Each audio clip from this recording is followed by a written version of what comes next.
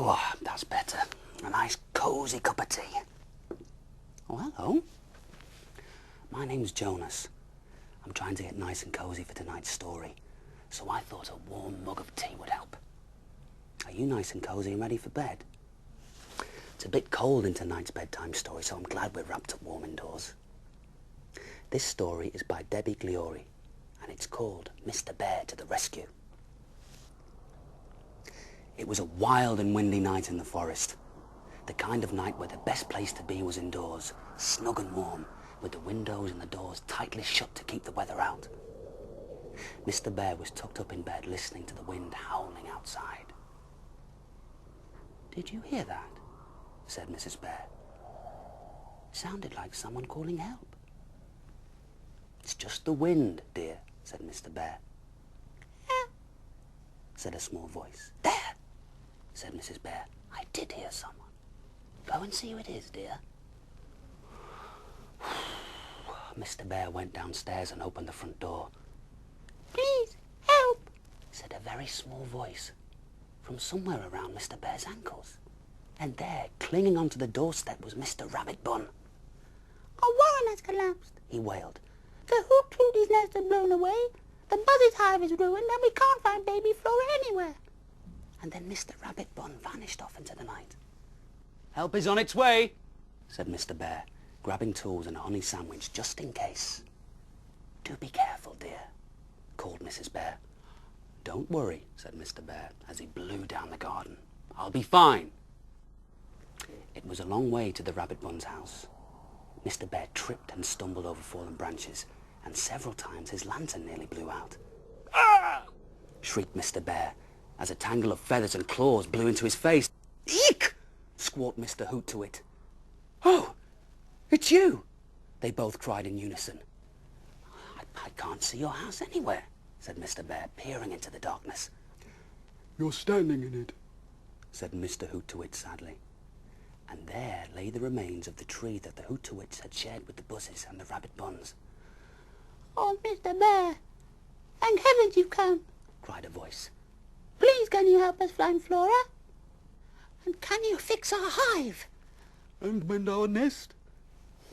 Mr. Bear found himself surrounded by rabbits, owls and bees. "Help," thought Mr. Bear. "What on earth am I supposed to do?" He scrabbled around in his toolkit and found his honey sandwich. A brilliant idea occurred to him. "What's that for?" asked one of the small Rabbit Buns. "Glue," said Mr. Bear, peeling the sandwich apart. Hive glue, in fact. "Look, I'll spread a little here and another little dot up there." "And end up with a sticky mess," groaned a small Buzz. "Oh dear," said Mr. Bear. "Mrs. Bear will fix that. She's very good at that sort of thing." "And what about my nest?" said Mr. Hoot-to-Wit. "Well, let's see," said Mr. Bear, picking it up. And then the nest fell apart in his paws. "Oh," Mrs. Hoot-to-Wit sighed. Yes," said Mr. Bear. "Mrs. Bear will knit you another one in no time." The animals put the sticky hive and the broken nest into Mr. Bear's toolkit.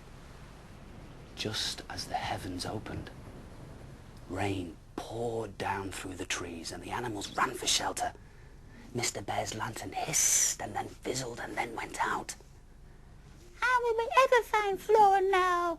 wailed Mrs. Rabbit Bun, and Mr. Bear anxiously looked up to the sky. "Good grief," he cried. "I found her!" And there, high in the branches of the sheltering tree, was a tiny rabbit, wrapped in a blanket and fast asleep. "I'll just climb up and get her," said Mr. Bear. "What a hero you are!" sighed Mrs. Rabbit Bun. But Mr. Bear did not feel heroic as he inched up the slippery tree which creaked and groaned with every move. At last he disentangled the blanket, cradled Flora in his arms, and "Ah!" yelled Mr. Bear. "Whee!" said Flora, waking up. "Gosh, what a good idea," said Mr. Rabbit Bun, as Flora's blanket fanned out into a perfect parachute, and Mr. Bear and the bunny floated safely down to the ground. "What a brilliant Mr. Bear!" said Mrs. Rabbit Bun, hugging Mr. Bear's knees.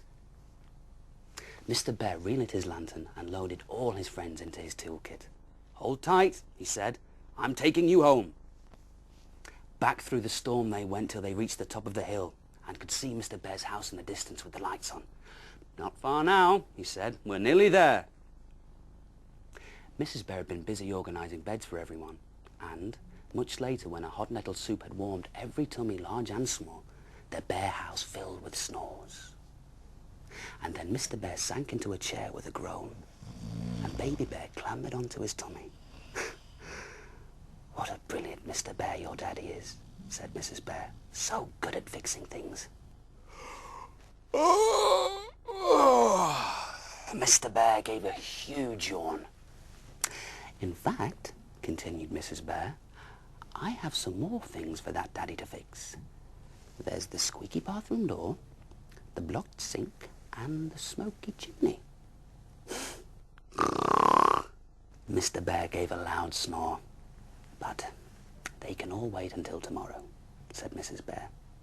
"Even brilliant Mr. Bears need a bit of rescuing at times," she said, tucking a blanket round Mr. Bear and the baby and heading upstairs to bed. And that story was called Mr. Bear to the Rescue. I like the idea of Arnie's sandwich. Be just right with my mug of tea. In fact, I think I'll just go and find one while you go off to bed. And I'll see you soon for another story. Good night.